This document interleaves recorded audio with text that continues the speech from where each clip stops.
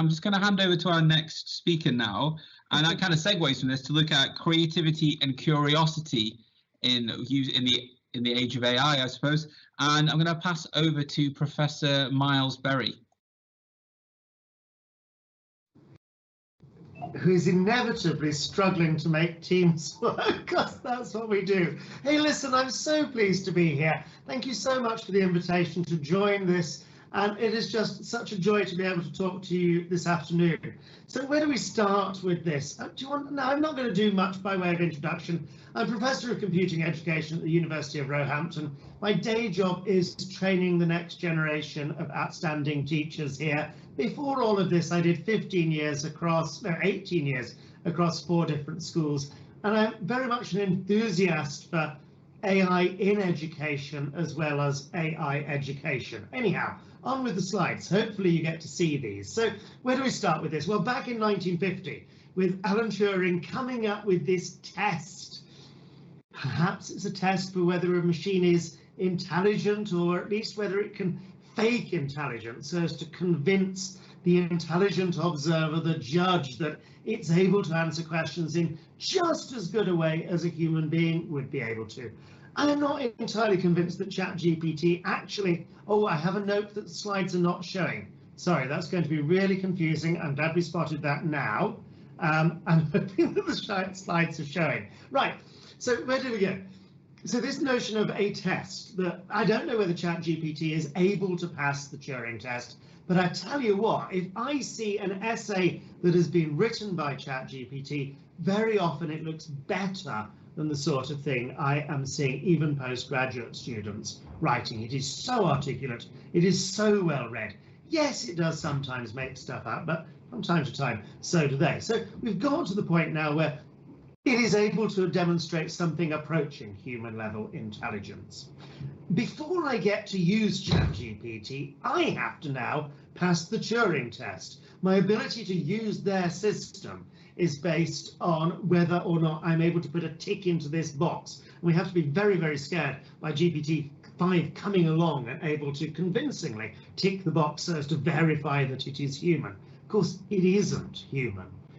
What I'm interested in is what are the qualities that we have that actually distinguish us from the intelligence that these machines appear to demonstrate. How can we verify that we are human beyond our ability to identify photographs which have traffic lights in them, or our ability to put a tick in a box such as this? What is that?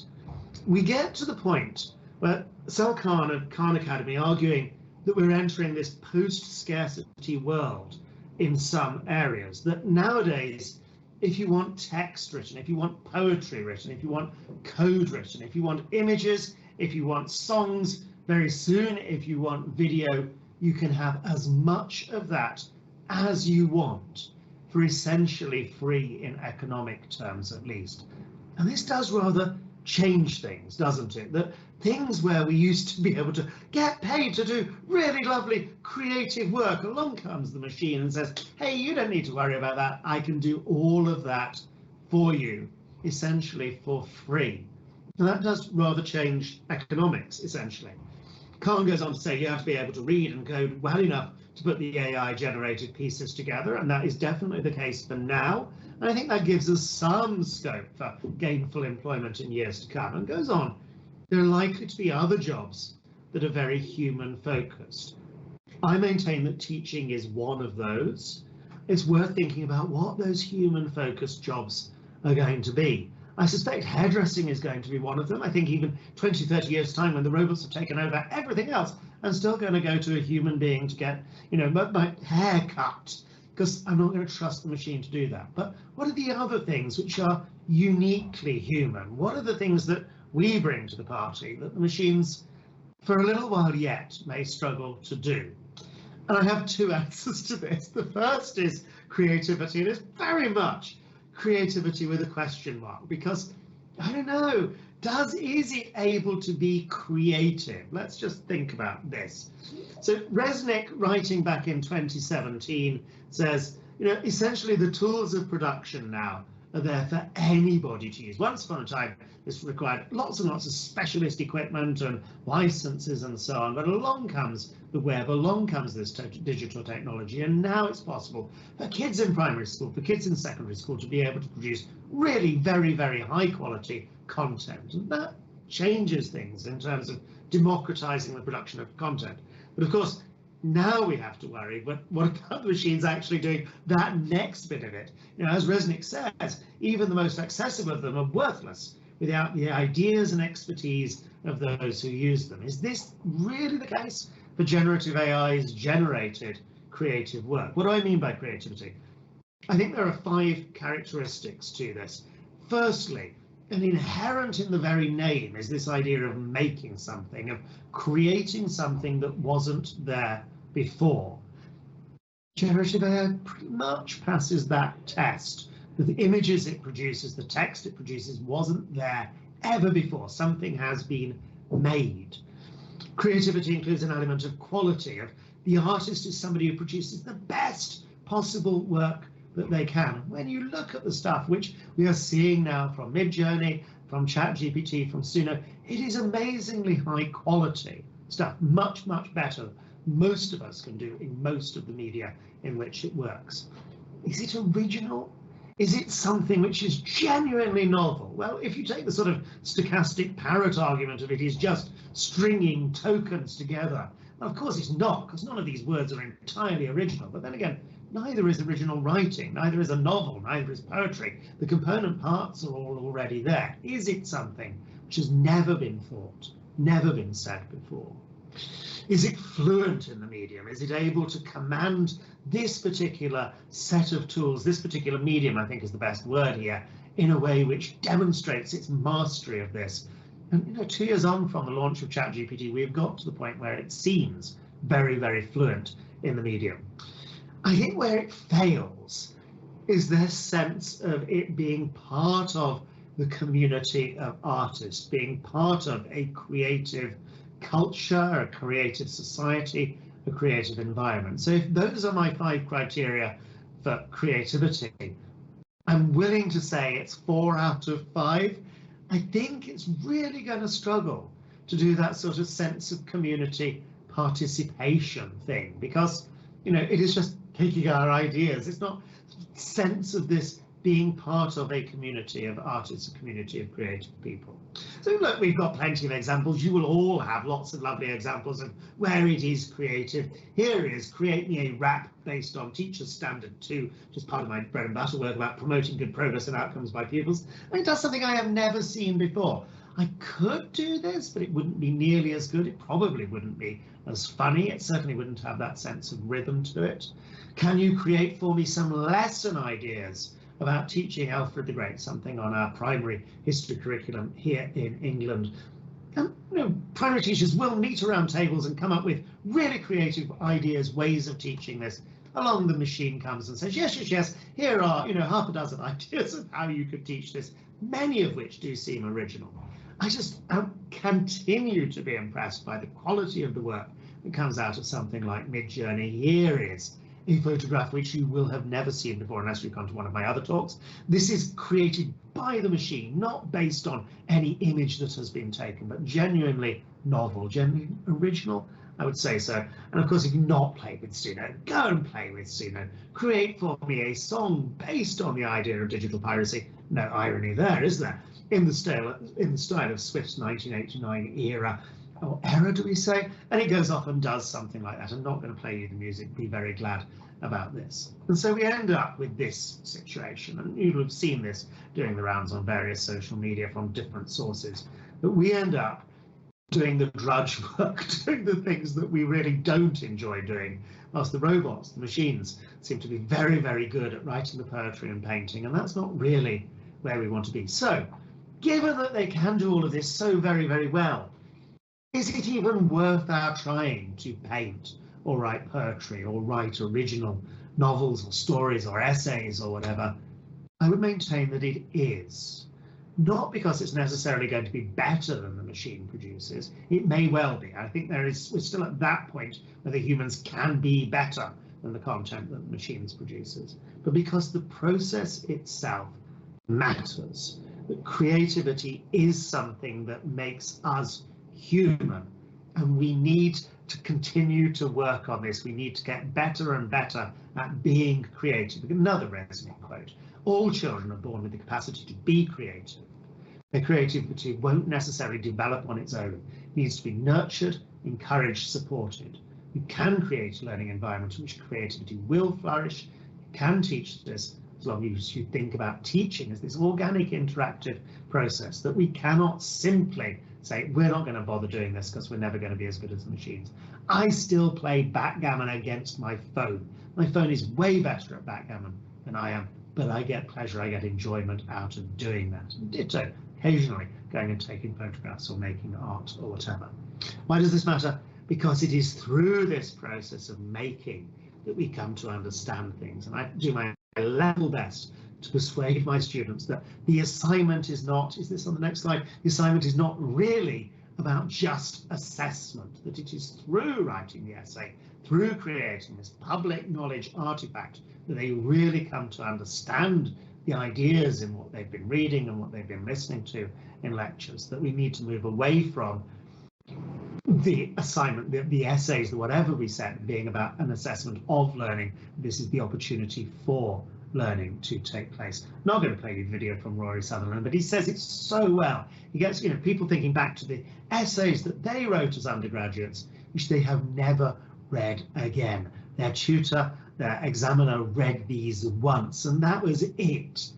The product did not matter. The process to get there was crucial to the learning process onwards. Okay, why? Well, we have this lovely Willingham quote about, what is it? I should read it. That memory is the legacy, the residue of thought. That unless you think about something, the chance of you actually remembering that and learning that is slim. How are we doing for time? Let me move on to my other big idea here. So that was the creativity bit. Now on to curiosity in an AI era. I think we're still in the lead here, because for all of their powers, there is yet no intent to these generative AI machines. They cannot go and learn about something that they don't, or okay, maybe the new ones do go off and search the web about things, but there isn't that sense of they being curious about the world in which they find themselves, at least not yet. Whereas we, I think, are right from an early age. Resnick, again, channeling Mitch Resnick a lot in this talk, presents this so well when talking about Scratch, this lovely block-based programming environment. And the thing that has made Scratch a success is not the building blocks, but the community that has grown up around Scratch. And the key thing on his slide there is this idea of passion, that children in Scratch, when they're making code in Scratch, pursue their passion, things that excite them, that they themselves are interested in.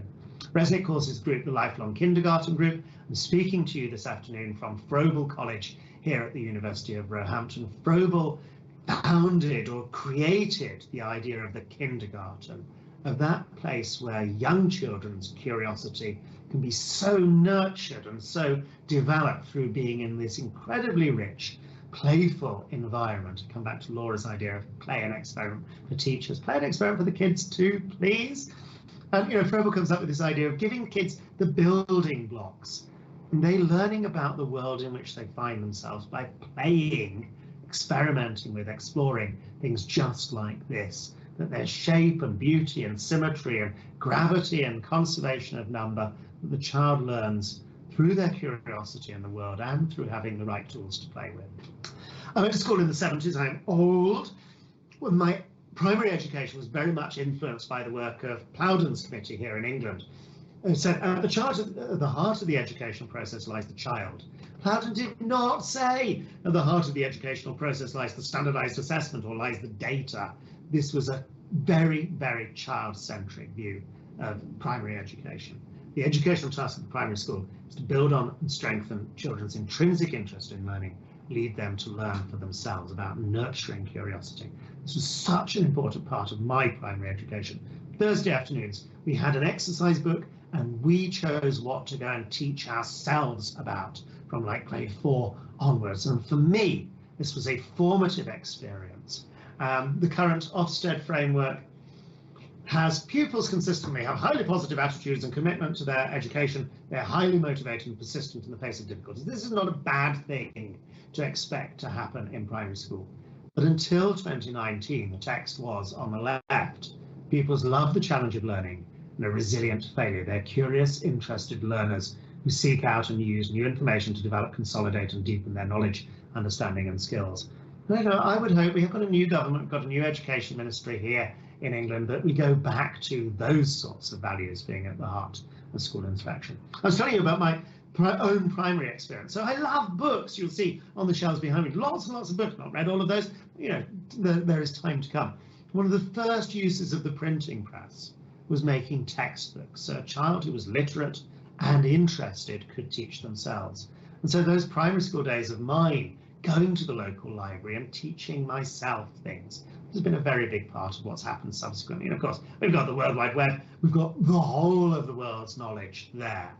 And similarly, one of the lovely parts of this university is our new university library, which has really put that sense of study at the heart of the student experience here. Of course, I now have this with ChatGPT on my phone. The phone app is so good. So there I was going for a walk on the south coast here and finding I've got to prepare for this meeting around quantum computing in education. And I don't know much about quantum computing, but I am sufficiently interested to want to learn about this and have enough background knowledge to base this on. But I can get the phone, ChatGPT, of course, to talk to me about this, to answer my questions, to engage in that dialogue. So do we get to this point? Is teaching one of those human-focused jobs that will be retained? Or do we get to the point that any teacher that can be replaced by a computer deserves to be? I suspect if all teachers do is set work and mark work, they should be worried about long-term employment prospects. But I do not think for a moment that's all that we as teachers do. What we do is create that love of learning and inspire that interest in subjects that children do not come to us already interested in. Is the emotion in your classroom, this will be on the exam, be afraid in case you don't know it? Or is the emotion in your classroom joy? This is such a fascinating thing. We have this here still, believe it or not, in our teacher standards. Nobody in this country qualifies as a teacher unless they can evidence that they promote a love of learning and children's intellectual curiosity.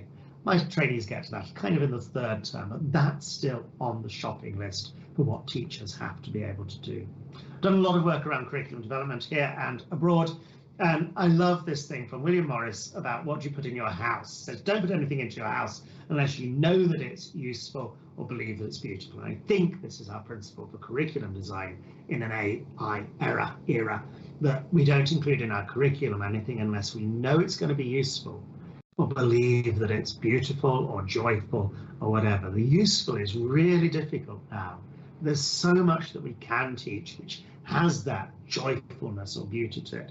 I've heard this described as the Marie Kondo approach to curriculum design. Curriculum should include the things that spark joy. Even Doug Level says this: the best teachers work with generous settings of energy, passion, enthusiasm, fun and humour. It's really hard, I think, for ChatGPT to just take that over yet.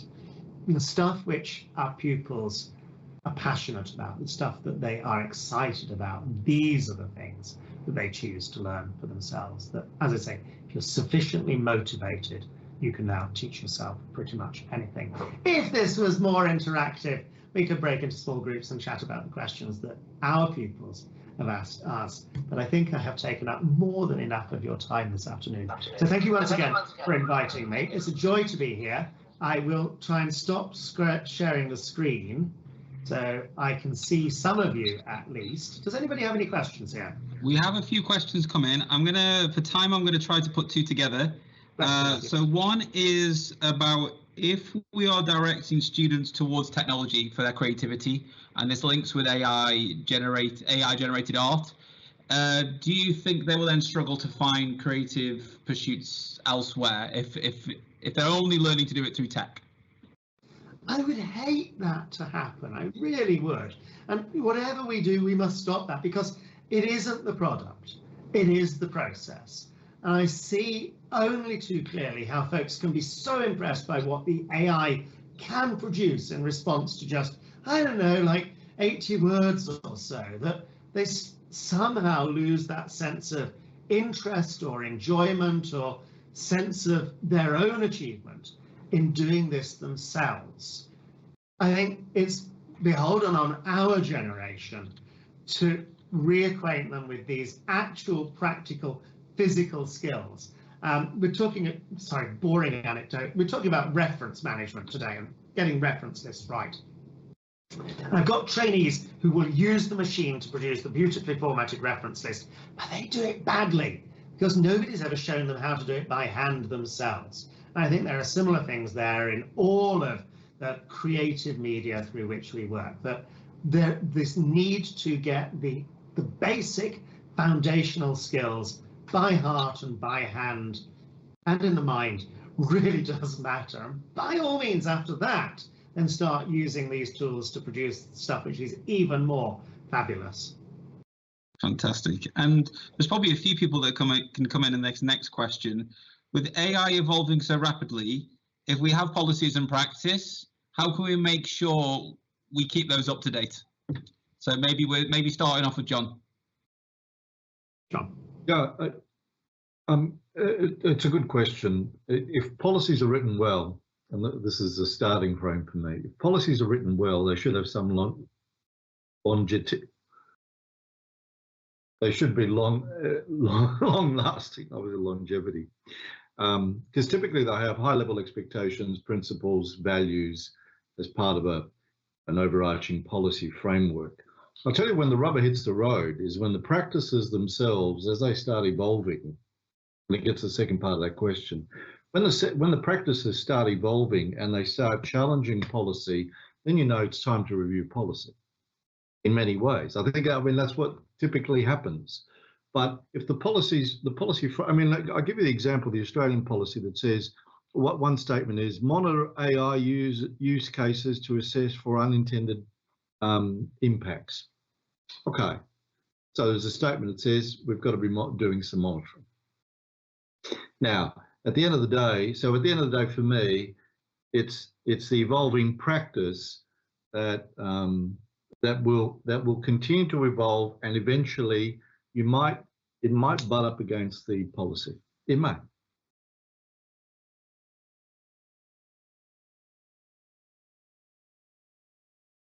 You're muted, Matthew. We can see your lips moving. I am saying words. Trust actually. Just anything to follow on from that in terms of your experiences, probably working with trainee teachers and Laura working with schools, about how do you approach keeping policy up to date with things that pretty much change every week? So I would think back to 2 years ago, and this suddenly emerged. The technology is very likely to be leading the policy in most of these areas. You can think of some jurisdictions in which there are such limits placed on the innovation that, you know, policymakers are in charge, but pretty much the tech emerges and then we react to it. So I think this is very much about being very aware of what is coming and being responsive to this. We move into, this is not waterfall development of policy. This is now agile and responsive, and we've got to immediately think about what are the implications of this for contexts which the developers and the industry never had in mind. Law of unintended consequences here. Indeed. I'd add another piece onto that, Miles, if I may, which is around not trying to be too prescriptive, bearing in mind the current context and how fast things are shifting. It's worth zooming out into good practice and principles, because those principles will have much more longevity than the individual practices around them, which will evolve much more, as John was saying. So I feel quite strongly that a policy document at this point should probably be quite broad brush, and then should a school need to go into more detail, go for some appendices that can be updated more regularly. Awesome. Do not put it through the laminator just yet. Yeah. John, did you have something you want to add?